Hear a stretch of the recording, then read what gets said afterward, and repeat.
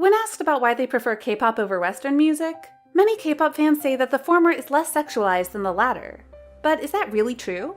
While most K-pop fans would say that they're drawn into the genre by the bright bubblegum image of many groups, a fact not everyone wants to admit is that they also come to admire the naively sexual aura emitted by these female idols. In 2019, a specialist once stated that over the past few years, K-pop has been excessively sexualized, and the current generations of female idols have always been carrying simultaneously two images: naive and sexual. So how could all these idols pull off the two contrasting concepts as a piece of cake, regardless of how demanding the MV and photoshoot can be? Besides the undeniable fact that they're all professional performers who could be in disguise of whoever the public and the management company wants, this capability also stems from their cultivated personalities. While fans may look at the versatility of an idol and believe that it's just who he or she is, in the eyes of experts who have spent years conducting research about K-pop, they all state that the perfect constant switch between two polars of concepts, naive and sexual, only happens because they're all embedded in the female idol's blood during the training days.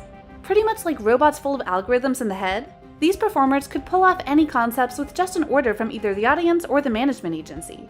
Plus, the experts also believed that K-pop has been hiring tons of professionals every year just to help female idols give off the mixture of naive and sexual feelings, attracting tons of attention and stealing everyone's heart. Naive face, sexy costumes, and in-between expressions. One thing should be noticed in K-pop is that idols, especially females, often own a face that is way younger than their biological age. Thanks to advanced technologies in cosmetics, spas, plastic surgeries, and tons of other things, a 25-year-old female idol could act as if she is just 15. And of course, no one questions that. In fact, not only fans have long been accustomed to such backward aging process of idols, but they also consider it a must-have thing if these stars want to extend their career path. Despite such a childlike visual, female idols often put on facial expressions, body language, and stage costumes that are relatively revealing and sometimes even inviting. Even when the song, MV, photoshoot, and promotional campaign apparently fall on the cute and bright end of the spectrum, there are still a lot of sexual factors wisely hidden behind the details that not many people really realize. Take Fiestar's I Don't Know, for example. If you watch the MV without thinking much about it, everything seems completely fun and cute. However, once you take the lyrics and the progression of the MV into great consideration, another layer of meaning is unveiled. Opening the song, when Fiestar sang, "Why do you want to see me at night? Are all dates supposed to be like that?" There went another male voice in the background. It's like that for all adults, implicitly directing people at the dark sexual activities.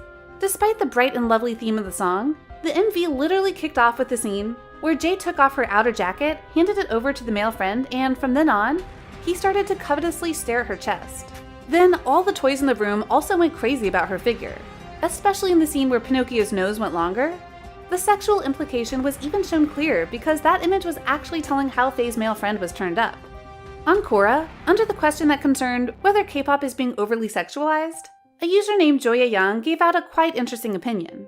Instead of reasoning, Yang went straight to compare Twice and Iggy Azalea as an example to illustrate her logic. Twice is composed of youthful members whose age range from 20 to 25, often dressed in student uniforms but with the skirts that have been considerably shortened to show off their body, while Iggy Azalea expressively showed off her sexy figure with a tight bodycon, high boots, and heavy makeup look.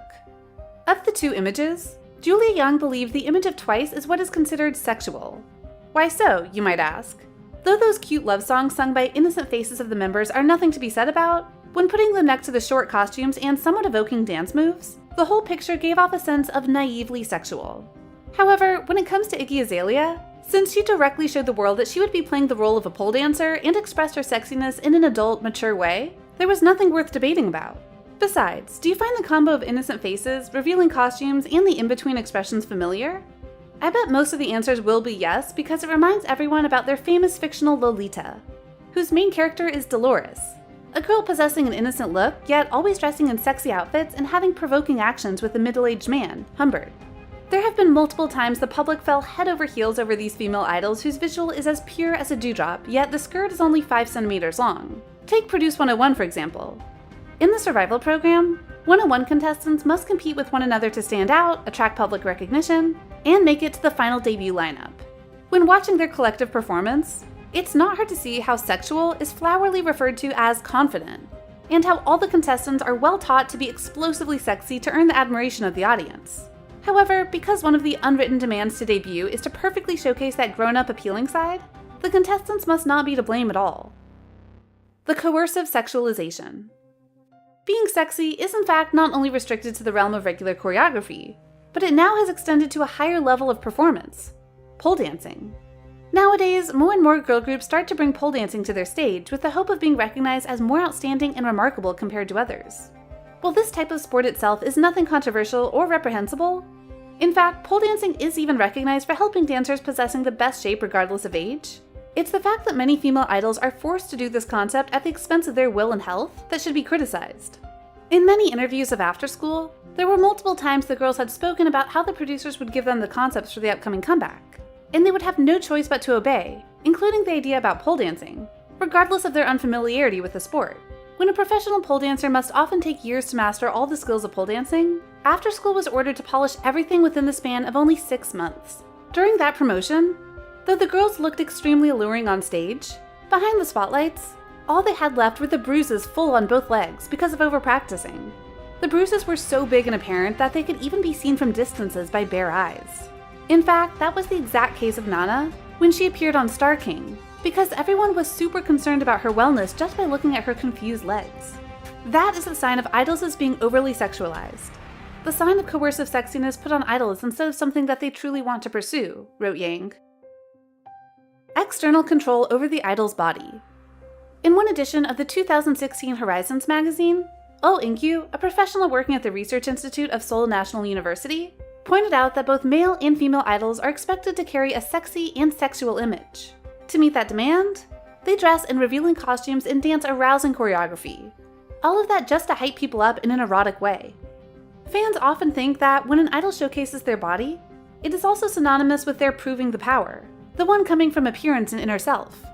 Unfortunately, that is not the case. In fact, there is nothing to do with their power expression. Instead, it only showed how the idols have to pass the body control over to superior capitalists that have been used to the idea of making money at any cost. And that act has never been within the willingness of the idol, said Professor O. That's the authority of capitalists to control the body of male as well as female celebrities.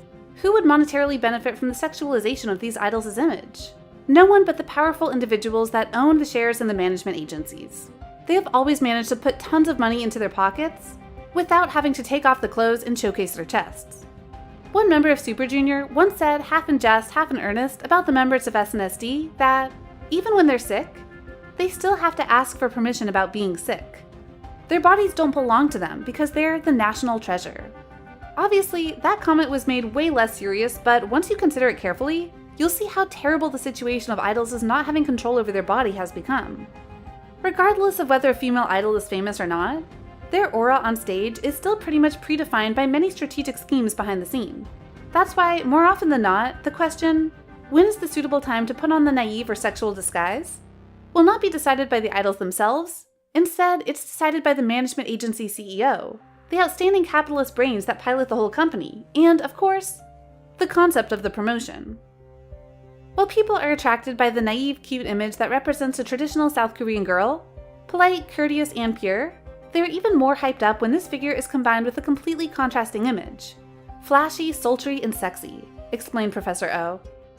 In K-pop particularly, while K-pop artists of both genders face sexualization and objectification, female idols seem to experience a disproportionate amount.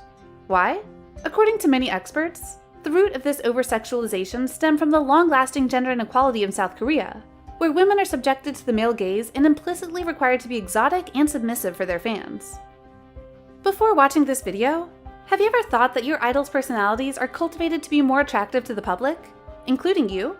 Comment down below to share your thoughts with us. Don't forget to like and subscribe to BeBoss TV, as we'll be back with more interesting videos. Thank you for watching.